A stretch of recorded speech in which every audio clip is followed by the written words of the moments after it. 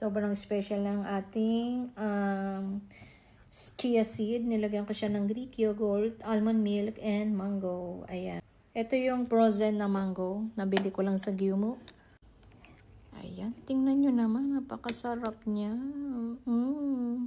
Sobrang yummy. Hindi pa nga ako nakontento sa mangga lang.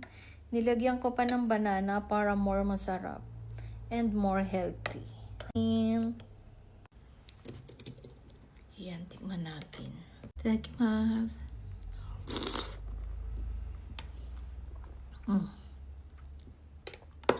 Sinasabi ko sa inyo, umpisahan nyo na yung mga ganitong pagkain, nakaka-addict talaga.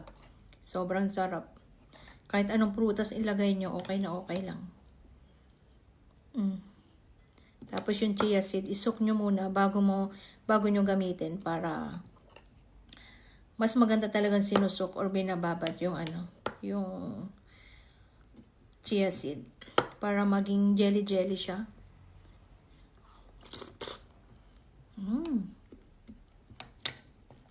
Sarap.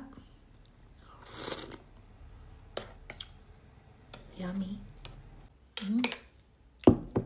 Yun lang. Ang bango ng apple. Ang bango-bango.